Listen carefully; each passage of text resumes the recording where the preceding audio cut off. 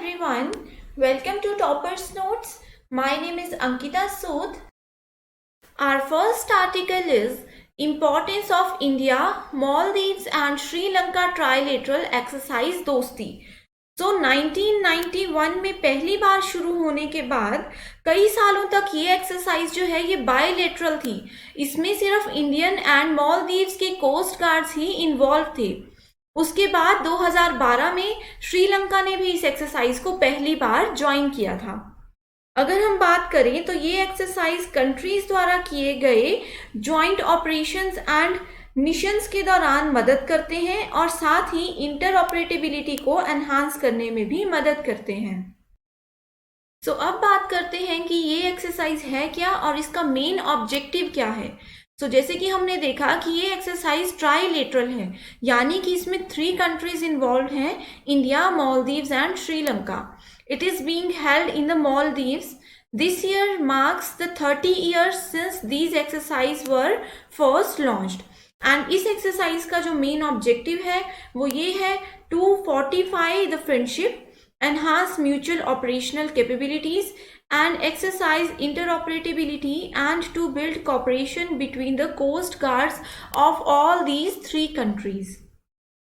Next article is National Family Health Survey and Total Fertility Rate.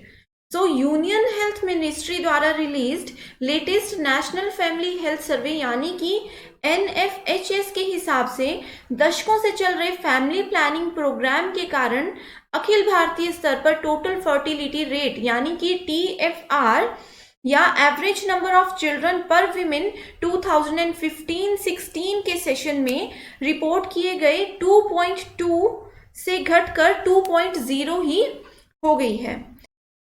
वहीं अगर हम लोग बात करें तो यूनाइटेड नेशंस के पॉपुलेशन डिवीजन के हिसाब से बिलो रिप्लेसमेंट फर्टिलिटी के वाले देश प्रति महिला 2.1 से कम बच्चे का मतलब है कि एक जनरेशन से बदलने के लिए इनफ बच्चे पैदा नहीं कर रही है। अब बात करते हैं नेशनल फैमिली हेल्थ सर्वे यानी कि NFHS होता क्या है। It is a multi round large scale survey that is undertaken in a representative sample of Indian homes. साथ ही it serves as a monitoring indicator for the country's 30 sustainable development goals यानी कि SDGs. Our next article is कि हर साल 25 नवंबर को international day for elimination of violence against women को celebrate किया जाता है। एंड ये जो है डिसीजन लिया गया था by United Nations General Assembly. अगर हम बात करें तो the promise of the day is to raise awareness of the fact that महिलाएं बलात्कार, घरेलू हिंसा और हिंसा के अन्य रूपों के अधीन हैं। साथ ही यहाँ पे ये भी बताया गया है कि इस दिन का एक और उद्देश्य ये है, ये पॉइंट्स को हाईलाइट करना है कि इस मुद्दे का पैमाना और ट्रू नेचर जो है वो अभी भी छुपा हुआ है। टू रेज अवेयरनेस इस साल की थीम रखी गई थी orange the world and violence against women now. Our next article is Doordarshan and All India Radio won at UNESCO ABU Peace Media Award 2021.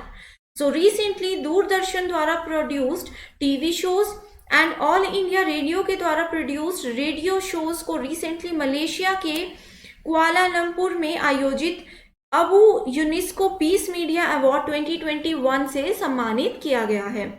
वहीं अगर हम लोग बात करें तो ऑल इंडिया रेडियो के programme living on the edge the coastal lives ने ethical and sustainable relationship with nature की कैटेगरी में अवार्ड जीता है। साथ ही दूरदर्शन के programme DEA finitely leading the way won an award under the category living well with super diversity. साथ ही अगर हम लोग बात करें तो यूनेस्को द्वारा एशिया पैसिफिक ब्रॉडकास्टिंग यूनियन के सहयोग से टुगेदर फॉर पीस एक इस नाम के इनिशिएटिव के तहत ये अवार्ड दिए गए हैं। हमारा अगला आर्टिकल है रिजॉल्व्ड यूनाइटिंग नेशंस इन अ डिवाइडेड वर्ल्ड नाम की एक book United Nations secretary general बान की मून की ऑटोबायोग्राफी है। इसमें इनके लाइफ एक्सपीरियंसेस चैलेंजेस इंक्लूडेड हैं, जिसका ऑथर ने अपने जीवन में सामना किया, और साथ ही यूनाइटेड नेशंस में अपने टेन्योर को भी इसमें इन्होंने यहाँ पे एलेबोरेट किया है। इस बुक को हार्पर कोलियन इंडिया के द्वारा पब्लिश किया गया है। बान ने डिस्क्राइब किया है कि इसे वह चाइल्ड ऑफ वॉर से मैन ऑफ पीस कैसे बने थे। अब हम लोग बात करते हैं बान की मून के बारे में। इनका जन्म हुआ था 13 जून 1944 में। He is a south Korean politician and diplomat who served as the 8th Secretary General of United Nations from January 2007 to December 2016. And before becoming the Secretary General, Ban was a career diplomat in South Korea's Ministry of Foreign Affairs and in the United Nations. Our next article is Atmospheres and Climate Research Modeling Observing Systems and Services, जिसको कि simply across के नाम से भी जाना जाता है। Cabinet committee on economic affairs ने अपनी 8 सब स्कीम्स के साथ atmosphere and climate research modelling observing system and services यानी कि अक्रॉस को ₹2135 करोड़ के अप्रूवल कॉस्ट से 5 साल के अगले साइकिल यानी कि 2021 से लेकर के 2026 तक जारी रखने के लिए अपना जो अप्रूवल है वो दे दिया है। साथ ही अगर हम लोग बात करें तो ये scheme improved weather, climate, ocean forecast and services and other hazard related services provide करवाएगी, जिससे कि वेरियस सर्विसेज के माध्यम से एंड यूजर्स को कमेंस्यूरेट बेनिफिट्स का ट्रांसफर इंश्योर होगा। Our next article is Privatization of Electricity Distribution and Retail Supply in Dadra and Nagar Haveli and Daman and Diu. Recently, Union Cabinet ने Union Territory of Dadra and Nagar Haveli and Daman and Diu, जिसको कि simply DNH and DD बोला जाता है, इसमें electricity distribution business को privatisation के लिए कंपनी यानी कि स्पेशल पर्पस व्हीकल के फॉर्मेशन को अप्रूव कर दिया है। साथ ही privatisation process DNH and DD के 1.45 लाख से ज़्यादा कंज्यूमर्स को better services, operational improvements and functional efficiencies in distribution को पूरा करेगी एंड देश भर में अदर यूटिलिटीज के द्वारा इम्यूलेशन के लिए एक मॉडल प्रोवाइड यहाँ पे इनके द्वारा करवाया जाएगा। हमारा अगला आर्टिकल है global state of democracy report 2021। Recently ये रिपोर्ट जो है वो रिलीज की गई है by international IDEA and here IDEA stands for institute for democracy and electoral assistance. अगर हम बात करें इनके अकॉर्डिंग 2020 में अथॉरिटेरियनिज्म की ओर मूव करने वाली कंट्रीज की संख्या डेमोक्रेसी की ओर बढ़ने वाले देशों के कंपैरिजन में काफ़ी ज़्यादा है। साथ ही जहां 20 कंट्रीज अथॉरिटेरियनिज्म की डायरेक्शन में आगे बढ़ रही है, वहीं 7 देश जो हैं, 7 कंट्रीज जो हैं वो डेमोक्रेसी की ओर बढ़ रही हैं।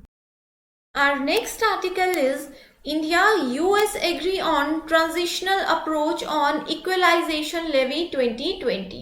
रिसेंटली इस साल भारत के साथ 136 कंट्रीज जो है वो 15% की मिनिमम कॉर्पोरेट टैक्स रेट लागू करने के लिए सहमत हो गए हैं। साथ ही इस डील के लिए सभी कंट्रीज को digital services tax and other similar unilateral measures को हटाने की भी जरूरत होगी। India and United States equalisation levy 2020 पर एक ट्रांजिशनल अप्रोच पर सहमत हुए हैं। Our next article is Continuation of the Scheme Ocean Services, Modeling, Application Resources and Technology। Recently प्रधानमंत्री नरेंद्र मोदी की अध्यक्षता में इकोनॉमिक अफेयर्स की कैबिनेट कमेटी ने ₹2177 करोड़ की ओवरऑल कॉस्ट से 2021 से लेकर के 2026 के पीरियड के दौरान इम्प्लीमेंटेशन के लिए मिनिस्ट्री ऑफ अर्थ साइंसेज की एक अम्ब्रेला स्कीम जिसका की नाम है O smart. Here O smart stands for ocean services, modelling, application, resources and technology. तो इस स्कीम ओ स्मार्ट को जारी रखने को अपनी एक मंजूरी जो है वो दे दी है। साथ ही अगर हम लोग बात करें इस स्कीम की, तो इस स्कीम में बेसिकली 7 सब स्कीम्स इंक्लूडेड हैं, जिसका नाम है, पहली है ओशन टेक्नोलॉजी, दूसरी है ocean modelling and advisory services named as OMAS। Next जो स्कीम है वो है ocean observation network OON। Next is ocean non living resources. Next is Marine Living Resources and Ecology, that is MLRE। and next जो है वो है Coastal Research and Operational and Maintenance of Research Vessels। तो ये जो 7 schemes हैं, इनके names हैं, all these are very important। So आज के लिए सिर्फ इतना ही। Thank you so much।